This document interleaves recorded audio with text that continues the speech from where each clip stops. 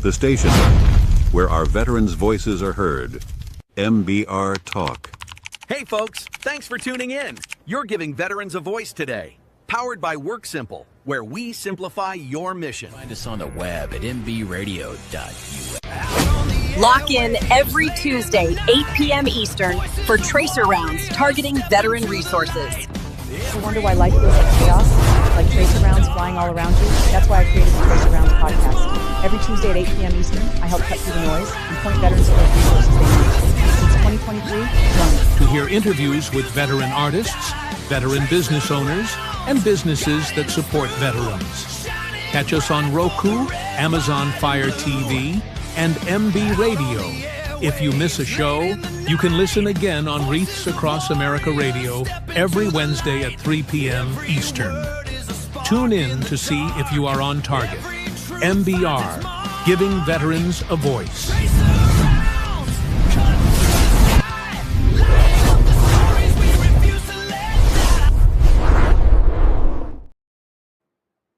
And welcome back to the Tracer Rounds podcast. I'm Terri, your host, and with me tonight is Carolee, and she is also a podcast host on the MB Radio platform, and we've just got to start her show here, and so now we're introducing her, and I'm so excited to talk to her today. So welcome, Carolee.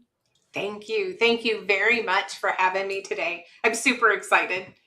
Yes, I am too. I was on your show recently, and that was really fun to talk to you. So I can't wait to hear your conversation. So now I get to ask you the questions. I know. And, it's interesting how the different perspectives, because I'm not a veteran, but I am a military mom. So definitely military in this context for sure. Yes. So where did you grow up? Gosh, so I was raised in Nevada. Nevada, okay. Yes, and I spent probably 28 years there, and I ended up getting a promotional transfer to just outside of Memphis, Tennessee, and I was there for about 3 years, and then my family had moved to Montana, so after about 3 years, I ended up moving to Montana. And then from there, I met my husband, had my babies who are now all adults, and 15 years to the day, I'm back here in Tennessee. So nice. So how would you say your upbringing was in Nevada? Were you in one of the areas that's highly traveled, I guess I would say, or was it more low key and in a smaller town, and the bright lights of Vegas and Reno didn't impact you? Actually, so one of the adages back in the day was that Reno is so close to hell you can see sparks. I lived in Sparks. So they were neighboring, little cities. And back when we moved there, I think the population of Sparks was about 30,000, and now it's got to be getting close to 1 million. Oh wow! And yeah, now mind you, it's probably been 50 years, so a lot changes, and I just haven't been back since, I'd say probably 2016. And I would not want to live there again. But I lived in Sparks. I lived in Reno. And yeah, it was, it's a gambling town. Yeah. There's not a whole lot for kids to do. So we would, find means to keep ourselves occupied. And we would try to stay out of trouble, or at least not get caught. So in some of those towns in Nevada, they have wild horses that roam the neighborhoods. They do. Wild Mustangs. Yeah. Yeah. Yeah, I had a friend. So have you ever seen the movie 8 Seconds? Yes. Okay. And Lane Frost? Yes. His cousin was a friend of ours. Oh, really? So at the end of the movie, they're showing pictures of Lane and different pictures of Lane when he was growing up. And there's a picture of him and his cousin, and they're wearing these red boots. Well, his cousin was a friend of mine, him and his wife.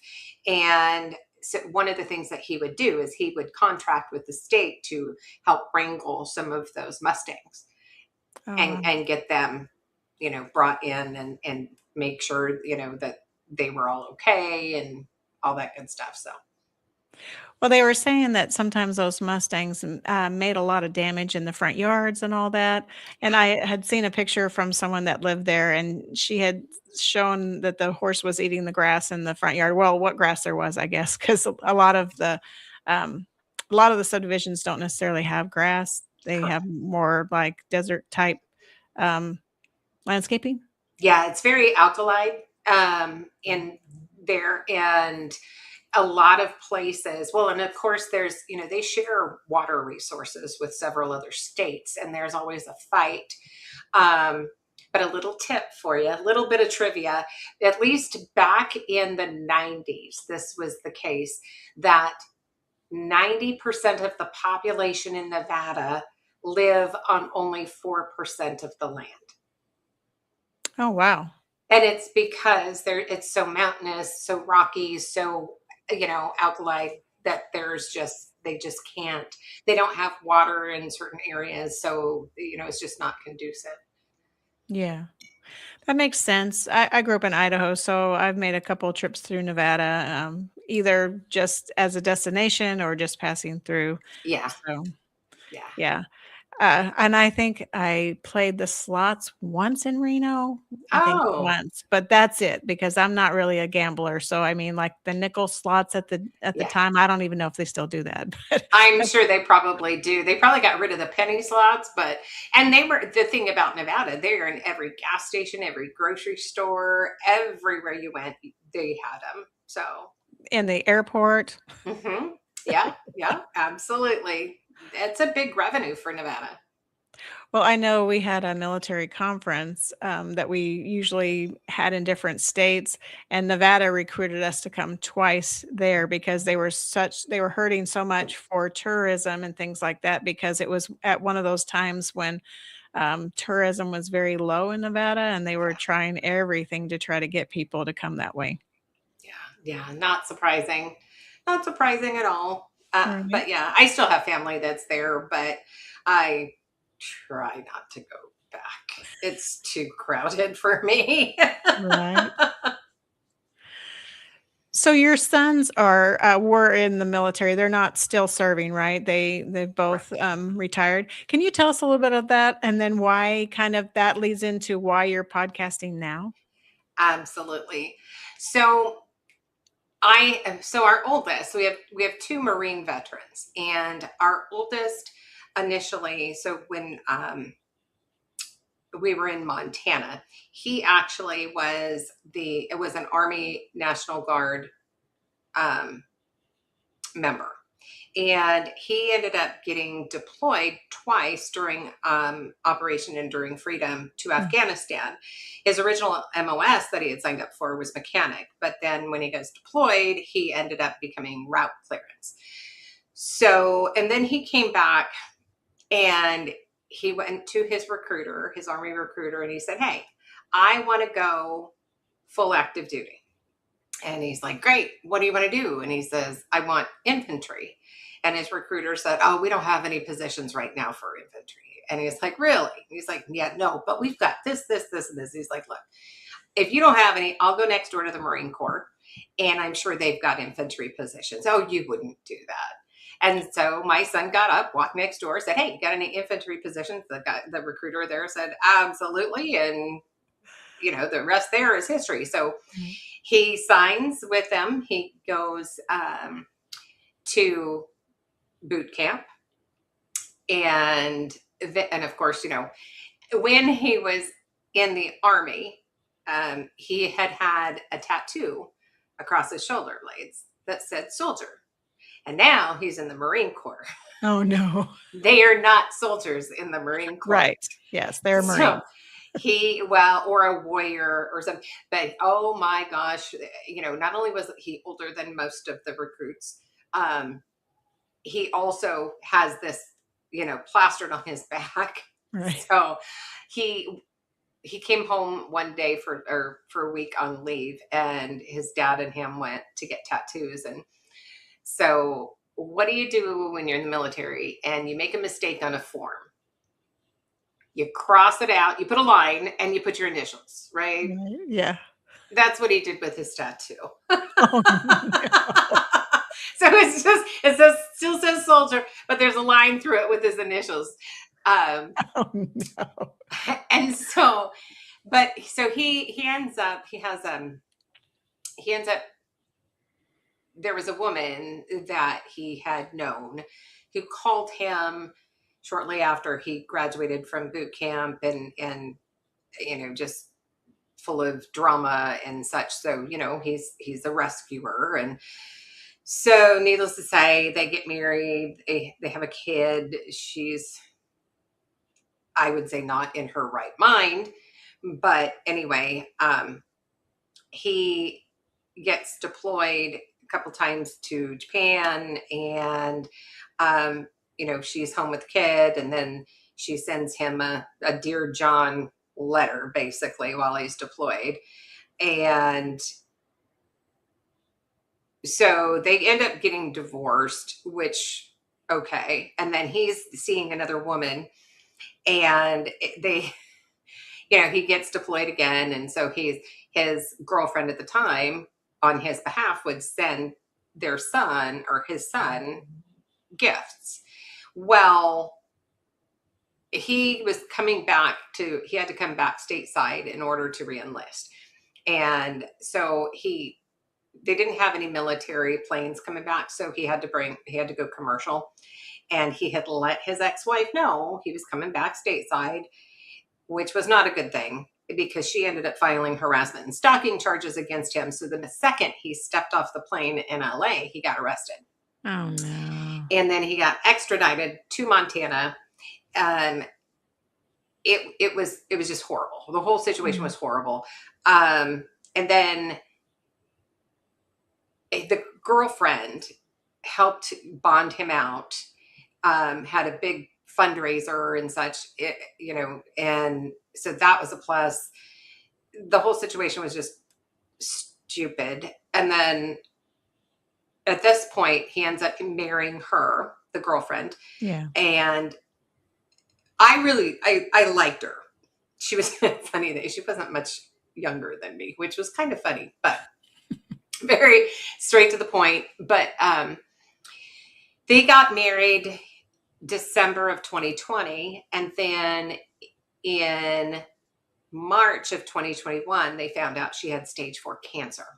Oh, my goodness. And so his unit was set to deploy again in April, but he had the opportunity to just stay home with her, of course, work on base when he needs. And so he had a second job delivering Domino's pizza because his wife isn't working. They're living with his mother-in-law, and she was kind of anyway. So, and the mother-in-law is not working, and nobody could afford me, and all that kind of stuff. So he's trying to make sure that bills are paid and the house is paid, and his wife is getting the care that she needs, and so on and so forth. And then his unit deploys in April, and then in August of 2021, his unit ends up getting detoured to Kabul, Afghanistan. His unit was the 2-1 unit. Those 13 servicemen and women, the majority was from his unit. And so as a mom, I'm thankful, but I am heartbroken because I know what he's going through, the survivor's guilt. Yeah. And he just, it really broke him, I think. And then he ended up with a new PDS in Virginia. And so his wife opted to stay with her mom there in California, where all her doctors were. So he went on to Virginia, and it was within, 3 months or so she passed. Oh, and then so then my middle son, he originally had wanted to become a Navy. He wanted to be a Navy SEAL. And of course, that's the whole Chris Kyle thing. Right. And he'd wanted to do that since he was like 12. So we're at a school football game, and the Marine Corps is there recruiting. And so he goes and talks to him, and he's trying, they brought the pull-up bar, and he can't even do a single pull-up, right? And so they're trying to talk him into signing up. And he says, no, I want to go Navy. And he says, well, come on down. We'll set an appointment, come down, and I'll get the Navy on the phone for you. And, or have him come over and you can just talk with them. And he's like, okay. So he goes down there, and true to his word, the recruiter calls next door and says, hey, I've got somebody here who wants to sign up with the Navy. And the recruiter for the Navy says, I don't have time to talk to him. So my son says, where do I sign with the Marine Corps? Right. And part of it was, so he's super, super smart. They gave him the, what's the equivalent to the ASVAB, the military one. Anyway, the test. I can't remember the name of that. And they told him, this is just a practice. You have all day to do it. Right. Here's some paper. And my son went through, he was done in like 20 minutes and didn't even put anything to paper. And he scored like an 82. And so they're like, oh, this is great. And he's like, oh, I can do better. You said this was just a practice. No, this is great. You don't need to worry about it. We'll just take this. And he's like, no, I can do better. And they're like, don't worry about it. So then they said, okay, what do you want to do? And he says, I want to go infantry because of my brother and his unit. And they looked at him and they called him a lot of bad words because here he is, super smart. And unfortunately, they were hoping he would go into something else, such as, hey, Joel, such as, I don't know, officer or something. But no, he really wanted to do the infantry.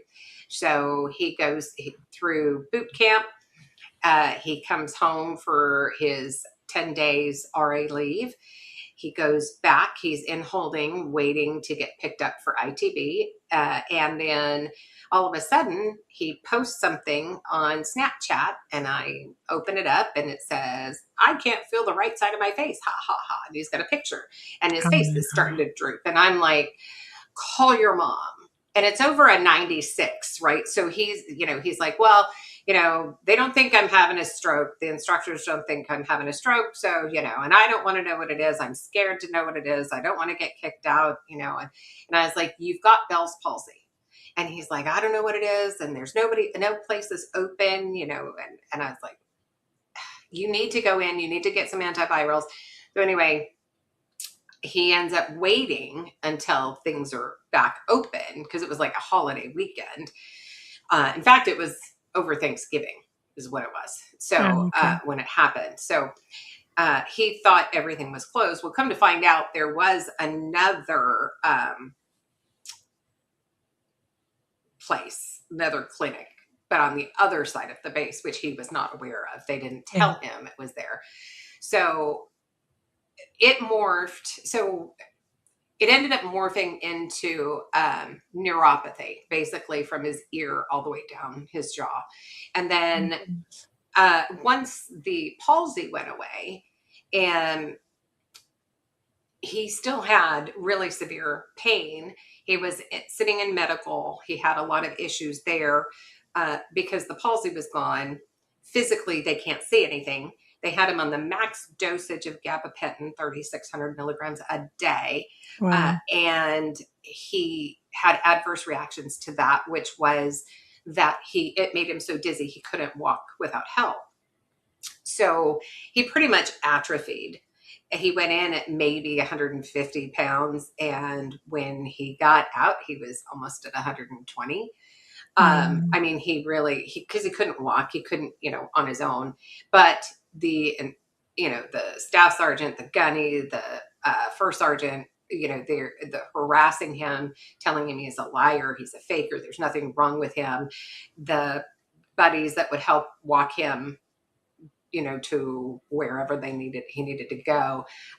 We're told they can't help him. They tried to write him up for meandering. Well, it turns out he had an adverse reaction to the COVID shot is what had happened. Yeah. And then on top of that, the gabapentin made it even worse. And then the stress of it all, it turns out he had what's called trigeminal neuralgia. And in the 1800s, they called that suicide disease because they said that the pain was worse than childbirth and amputation. And because, of course, the pain meds back then were nothing compared to what we have today. So people were killing themselves. Oh my gosh. But we didn't know. I mean, he had so many issues. He was being harassed every day, asked 20, 30 times a day just for his light duty chit. And even though the Marine Corps had already told everybody, there was a memorandum that had gone out like a year and a half prior that they were no longer allowed to ask for the chits. They instead had to go to the corpsman and ask the corpsman, what are the limitations for so-and-so? Right. And I mean, there are videos that are out there of my son being harassed like he was back in boot camp. In his face, screaming at him, telling him he's a loser, telling him and here he is, he's already graduated boot camp. He didn't ask for any of this to happen. Right. And he, that was the last thing he wanted. He so wanted to be in the fight. He wanted to be with everybody else. And he didn't get that opportunity. And in fact, it got so bad, the harassment, that he was so upset. I remember talking to him. He was so upset. He was crying. He just couldn't deal with things anymore in the way that he was being treated. And he said, I got to go. I've got to go do this something. I don't know if it's formation or something, but and so I was like, well, call me back when you get back to your rack. And he's like, okay. Well, I didn't hear from him. And so I'm freaking out and I don't hear from him for several days. Oh, wow. And come to find out, he was to the point he was ready to take all of his medication at one time. He'd had enough. And so he actually took himself to the mental ward there. And because he was like, this is not good. Nobody was able to heal in those medical bays. They can't heal. They're constantly being harassed by leadership, constantly. Yeah. To the point that my son and I both filed an IG complaint. The gunny got demoted well below sergeant. Oh, wow. They completely removed the other two out of there. They brought in a whole new set of leadership, and it made things better. But when he got stressed, that's the other thing with the trigeminal neuralgia. You have a 7th and 8th cranial nerve on each side, and so along the nerve, you also have a blood vessel that goes up. And so when you get stressed, your blood pumps more, right? And so it kind of expands that vein and would hit that nerve. And so then it causes that shooting, burning, searing pain. And that was his constant. And so it was terrible what happened. That's horrible. They shut the power off because for medical, because they didn't want them using the Wi-Fi. They didn't want them on their charging their stuff. It was just bad. I can't even begin to tell you how bad it really truly was. And so there was that going on. And then my oldest Marine is saying, Mom, there's checks and balances, and they can't do X, Y, and Z, and maybe he's just exaggerating things. And come to find out, that's not the case. Not only was he not exaggerating, but they were doing things that my oldest was saying there should be checks and balances for. And that kind of really dampened my oldest's thoughts of staying in the Marine Corps as well. And so, we got through all of that, and they actually both ended up. So, my oldest combined had roughly 16 years of military service.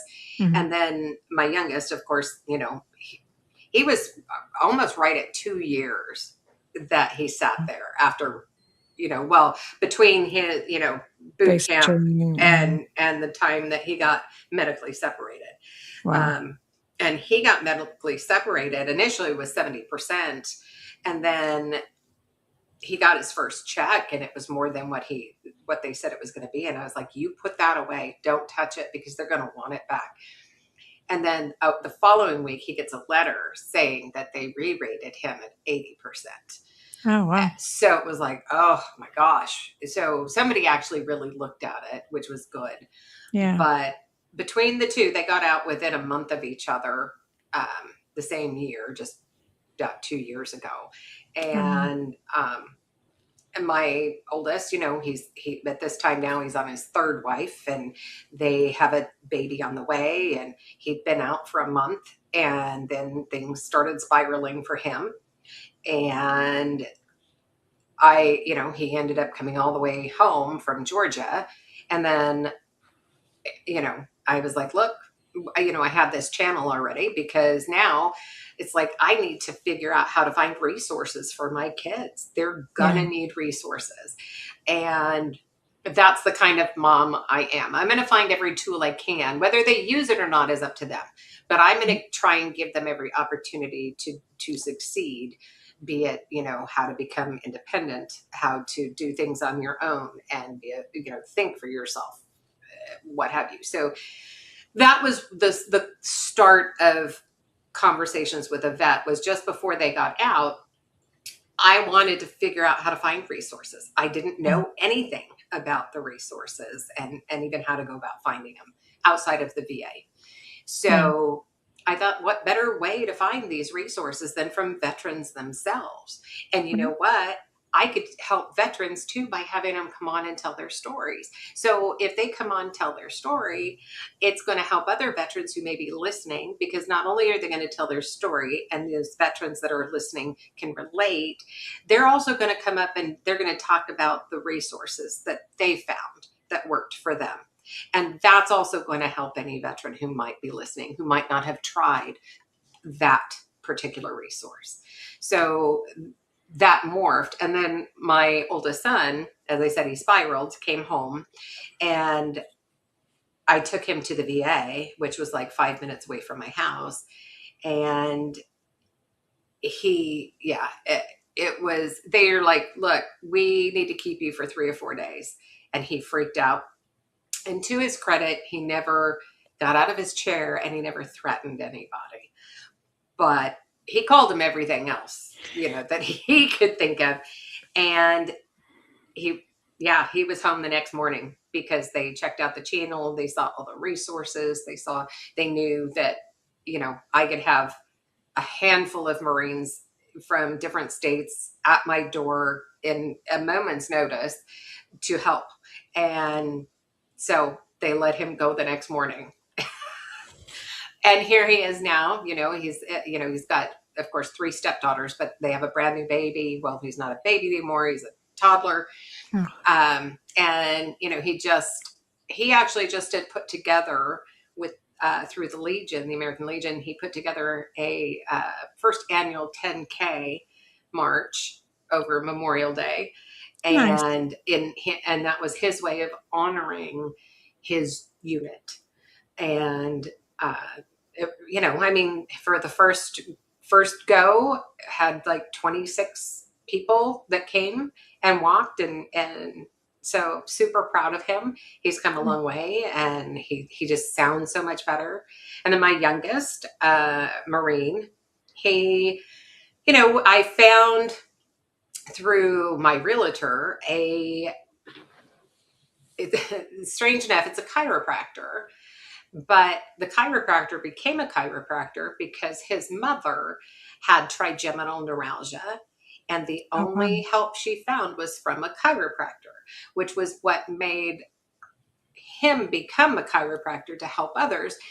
And turns out, so he referred us, because we weren't close enough, but he found somebody. He took the time. He looked to see what they believed in, would they mesh well with us as a family? So, and he went in and they did this needling. So basically you think of like a corkscrew on the end of a needle, basically, right? And they go in the back of the neck and, and I guess from what my son said, he completely passed out, but, Oh my goodness. yeah. Yeah. And, but he said he went from a pain of like an 8, 9 down to a 4. Oh, wow. And so that's huge. Now he'll need to go back every, so many months or whatnot, but that's huge. And I wouldn't have found that if it hadn't been about talking about my children and specifically what was going on with my youngest Marine, because, and I'm so thankful that I was able to find those resources. And then talking to other veterans like yourself and, asking about those resources is just the least I can do to give back. So how is it being mom and having Marines and just navigating those systems? I mean, you have to be pretty tenacious to go against someone like a gunny and really, put yourself out there and stand up for your kids, because like you say, when you're sick or hurt on duty, you used to be, I don't know if it's still the same, but used to be, you were like, sure, you're not really hurt. You're just faking it. You get up and do your job. You're just trying to get out of something. Yeah. And that's the same. It's still the same. And I am one of those, I've always been one of those, you grow up in certain circumstances and you try and change how you raise your kids. Right. Right. And you always wonder if you're doing them a disservice or not in how you raise them, because you don't know how they're going to be once they become an adult. Right. But I mean, I will fight tooth and nail. I will fight to the death if that's what has to happen to make sure that my kids, at least one, know that I love them dearly and I will do everything in my power to figure out how to help them.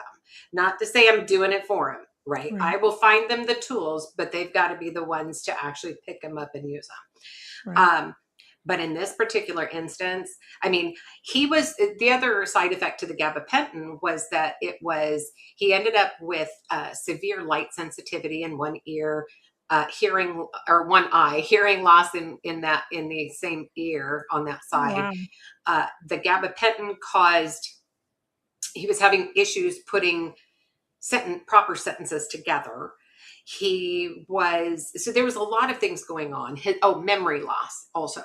So every time he would call, I would have a spiral notebook, and I would write down the time that he called. And then he would tell me about what was going on, what happened that day, and so, who was getting harassed, who was getting, which mainly it was just him. Yeah. But, and then he would say, so-and-so videoed it. And so I'd say, who was that again? And I'd write down the name of who had that video. And, and I just kept track. And our oldest had said, hey, Mom, there's going to come a point you're going to need to file an IG complaint. And I was like, I have no idea even how to do that. And is it something that as a parent I can even do? So he's like, oh yeah, you can. And so I told my youngest, or Marine, and I said, hey, your brother said, this about this. And he goes, well, I don't know. Because now today things are better, but then the next day it's crap. So then he's calling and he's crying and he's upset and, and he's so stressed. And yeah. And so then it just, like I said, it got to that point with the medication, that's when he realized, no, something needs to change. And it was like, okay. I mean, I'd already called JAG at Camp Lejeune. And I said, look, this is what's going on. What recourse as a parent, as a Marine, do we have? Yeah. Because this is what's happening. This is what's being said. This is what they're doing. And that's how I found out that they had already like a year, at least year and a half before, had put out a memorandum about even being able to ask for those light duty chits. But they purposely harassed him. They called him into their office, into the first sergeant's office. The staff sergeant and the gunny were there as well. They told him when he came that he needed to bring his medications. And so he goes in there. He's got his medication. They say they want to see his medication. Why is he taking so much? Who is his doctor? Who prescribed it? Where are they located? Which was a civilian neurologist at that point, right? And so he had a follow-up and with the civilian neurologist, and he gets there, and this was like a week after all of that had happened, after they got all of the information. A week later, he gets there, and the civilian neurologist looks at him and says, I don't really think there's anything wrong with you. What? I am not kidding you. I am not kidding you. I have all of that documented. And that was, I was like, this is insane. And then I don't know, it was like a month later, I think she closed her doors. And it was, they harassed her too. Oh yeah. Oh yeah. My goodness. I'm sure that they got a hold of her and said, he just wants out, which wasn't the case. He really didn't. But by that time he actually did, because he'd had enough of their stuff. But but it was like 6 to 8 months before he finally even saw the Navy neurologist. But I had talked to my doctor who had a friend who was a neurologist, and so she gave me her contact number and talked to her and told her kind of the symptoms. And she goes, oh, that sounds like trigeminal neuralgia. So then I'm researching this and I'm telling him, hey, when you go in, you need to tell him about this trigeminal neuralgia, see if that would be what this might be. And because he hadn't even had, that first MRI wasn't I would think a year and a half in before they even did an MRI. Oh my goodness. And so, I mean, the whole thing was it was such a cluster. And as a mom, this is not right. I'm going to stand up, not just for my kids, but every other person that's been sitting there in medical, like the one that was his rack mate who'd been there for 3 years with a TBI. 3 years? And yes, and still expected to go out to formation every single day. And you know how many formations they had for medical in a day? 6. 6. Wow. 6. I expected 3, but I didn't. 6 is really over the top. For medical, these people aren't getting any rest. They're not getting better because they're so stressed, and it was terrible. And I just, I hit my breaking point, and I muddled through it. My son says, I'm ready to do it. And I said, okay. He goes, but I don't remember any specifics. I said, that's all right. I got you. And I gave him the dates, the times, everything he said, and he was able to put it all together. And then I wrote mine up, and we got them submitted. And it took at least 2 to 3 months before anything was heard. Yeah. So. Well, I applaud you for your efforts there, because some people would have just given up and just say, put me out or whatever. I mean, they would have just let it go and not done anything about it. But I'm really glad that you did, because really, they needed to hear what was going on and know, because I've heard of others in the Army about being on medical hold and how challenging it can be to be on medical hold. Not everyone has that experience, but there are definitely those experiences out there where they're just being tested, and you're just really faking it. You can do whatever. You're perfectly fine. You're capable. You can't tell that by looking at somebody whether they're capable of something or not. You really can't. I told my son, they are not doctors. You do not need to give them any information about it. Your chit says you cannot do X, Y, and Z, period. Right. And that's it. You do not, and that pissed him off. Sorry. That made them angry. Right. That they didn't know, and he wouldn't tell them. But there were times he was like, I'm just going to tell him. And I said, don't do it. I Right. said, because it's none of their business. They Yeah, it's don't not. have the right to know what the doctors are saying is wrong with you. That is a HIPAA violation to the nth degree.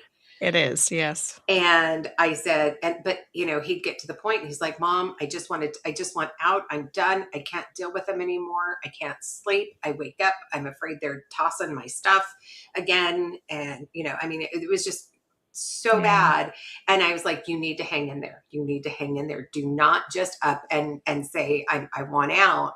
You've got to go through that med board process. You have to. Right. You're going to get home. If you haven't gone through this med board process, you're not going to have anything available to you at the end of it. And, Right. you're not going to be able to work, which means you're not going to be able to have money, which means you're not going to be able to afford to be going to doctors and paying for all of the stuff that you're going to need potentially. Yeah. So, it was a lot of those conversations, a lot of really heartbreaking on my end, to hear him the way he was. So, yeah. Well, I'm glad to hear though things are turning around for both of them. That this is, this chapter is that book is sort of closed. It's not completely closed because you're still dealing with the aftermath, but Yeah. closed in the sense that he doesn't have to deal with that anymore. Yeah. The Yeah. harassment. So I was curious to talk about your family history in the military because you have some Yes. storied history with your family members. Do you want to talk a little bit about some of your, I guess, great relatives and how they are tied to Fort Ord and tied to other important events? I would love to. Awesome. So, my great grandfather, Brigadier General Torney, Oh, wow. he and Walter Reed. I was trying to remember the name, and for some reason, a whole other name popped up because I was having this conversation earlier today.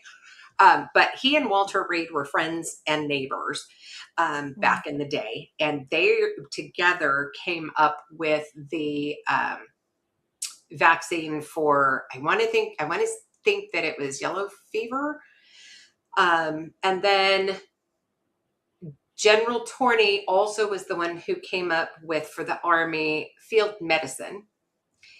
And then he also, under two separate presidents, was the one that he had been appointed the United States Surgeon General Oh, wow. under two different presidents. And so those appointments, my family still has literally the original signatures by the presidents. They're framed. It's got the original seal, the whole 9 yards. That's awesome. I know, it's incredible. And then my great grandfather would be Brigadier General Ord, as in Fort Ord. And so he and his wife were friends with the Lincolns, as in President Lincoln. Wow. And, well, at least President Lincoln, not Mrs. Lincoln. And so they had been invited to go to be a guest with the Lincolns at the theater. But Mrs. Lincoln didn't like Mrs. Ord because she believed that President Lincoln was in love with Mrs. Ord, which he was. But so to avoid any conflict, the Ords stayed home. And that was the night that President Lincoln got shot. Oh, my goodness. And then it's quite a bit of history in that regard. There is also, and so there was a small little diary from General Ord as well. Oh, the other thing with that, interestingly, the history books always say that General Lee had surrendered to General Grant. But initially, he surrendered to General Ord. So again, Ord and Lincoln were friends. And even though General Grant, he was already overseeing the war. And so, but President Lincoln asked his friend, Brigadier General Ord, to go help. And so he was not considered the commanding officer at that time. He was just helping General Grant. And so when Lee surrendered, he actually surrendered first to General Ord. And then General Ord took him to General Grant. And then at the, what is it, Appomattox? I can never say that, where they did the signing of everything at the surrender.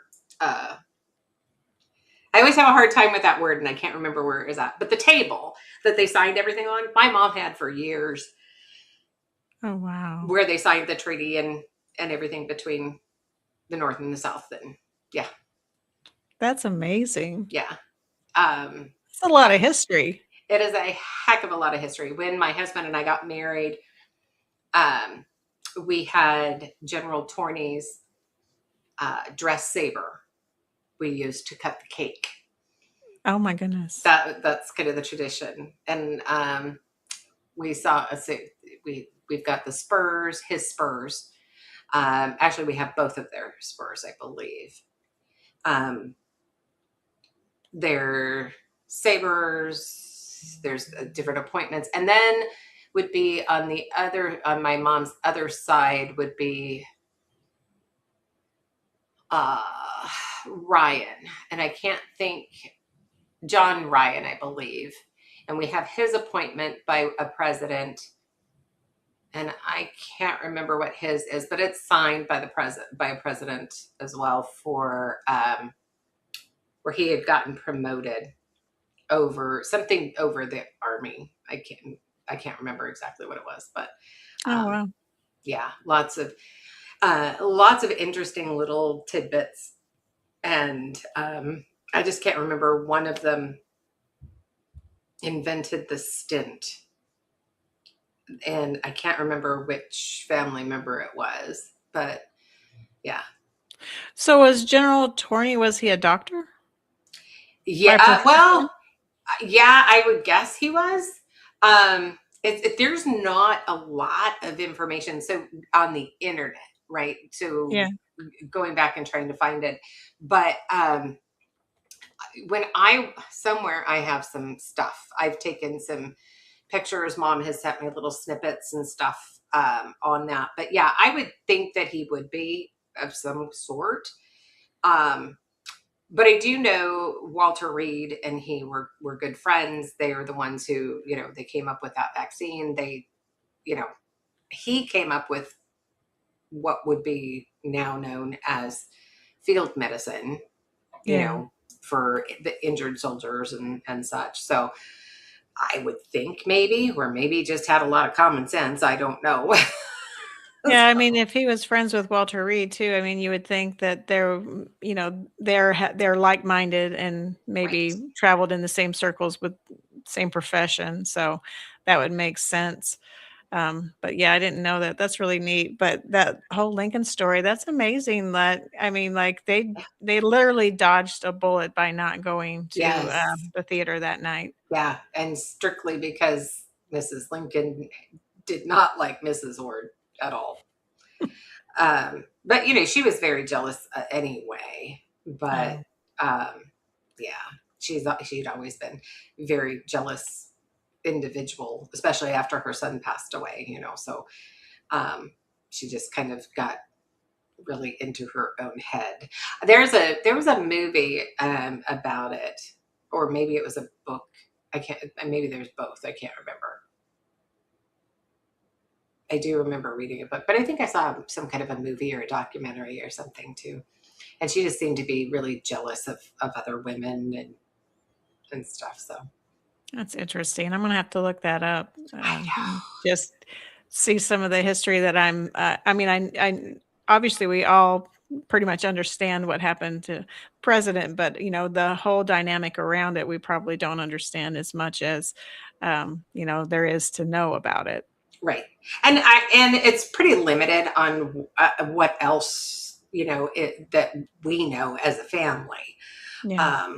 We only know what was kind of written in there. And I don't even remember. I don't think I didn't go through it. but Mom handed it to me, and I just kind of flipped through the pages and then handed it back, because my job was to basically take inventory, so that when, heaven forbid, there'll come a time where we all pass, but Right. when their time comes, she just wanted to make sure that we had a list of what was history, what was family heirlooms, and antiques and things of that nature.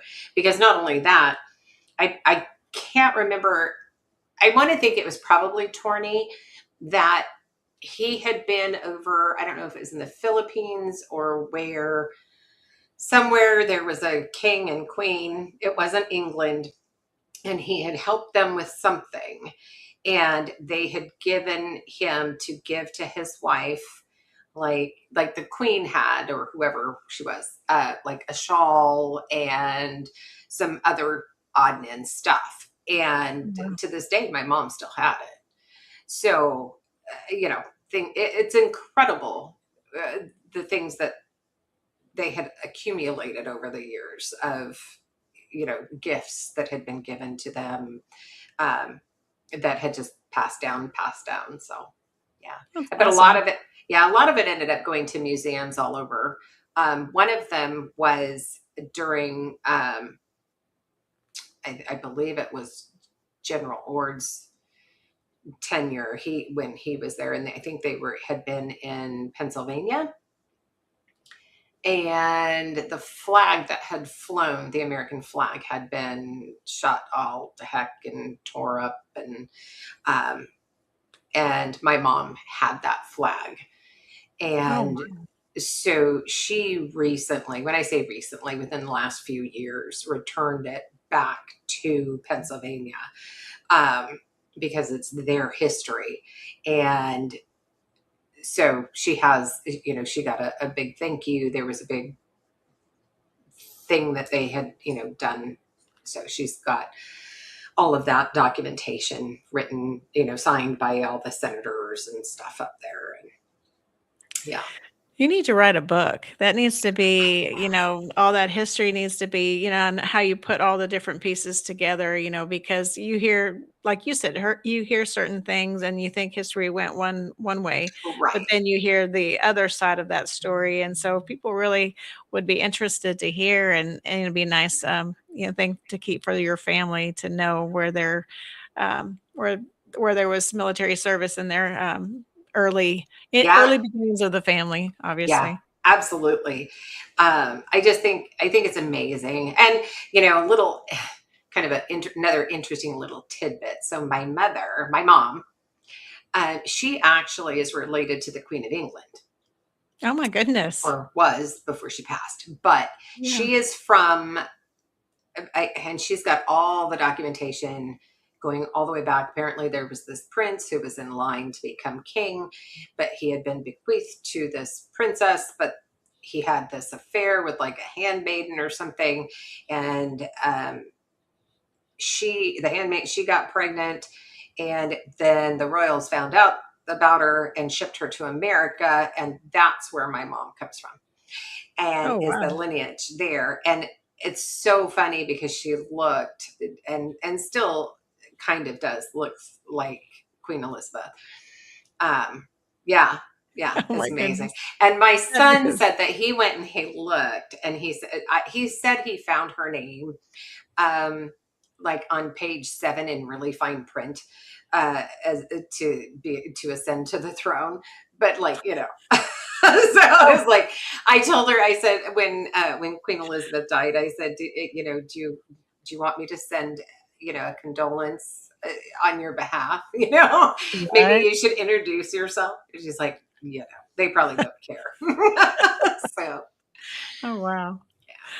That's cool. So what's next for your, podcast? So you're on Sundays at 7 p.m. Eastern? yes. And so are you looking for guests? Do you have, some guests lined up coming up? What can you Uh, share about your show? so I'm always looking for guests, and you know, it doesn't matter where you're at. If you were a veteran, I'd love to have you on the channel and have a conversation. I've got a guest I actually just booked, so fingers crossed. He's actually part of a nonprofit out of Montana called Montana Warriors on the Water. Oh, wow. And so they take veterans out fishing, and they bring everything they need to fish and kind of get their minds off and let them talk and have story time, whatever. And just something, it's all paid for, it's all taken care of, there's nothing, no cost to them, to the veteran. And so I've got him coming on. I actually was setting that up just before the show today with you. Nice. And so I'm super excited about that. And then there's several others I've got to make some calls on. So yeah. And if anybody is listening and they're interested to come on and have a conversation, you can contact me at conversationswithavet@gmail.com or conversationswithavet@mbradio.us. Awesome. So who is your favorite guest so far to have on the program? There's so many. Obviously, the ones that you don't expect to hear the stories. There's funny. I can't really narrow down one favorite one as far as a guest. Mhm. Favorite story, I can do that. His name is Gary Burney, and he was in the military, and then when he got out, he became a uniformed Secret Service agent. Oh, wow. And he was basically in charge of the West Wing. And he was standing guard in front of the West Wing. And here comes this young lady, and she's got this newspaper, and she says, "I'm here to see the president. I've got his paper." And he says, "He's already got that paper," and turned her away.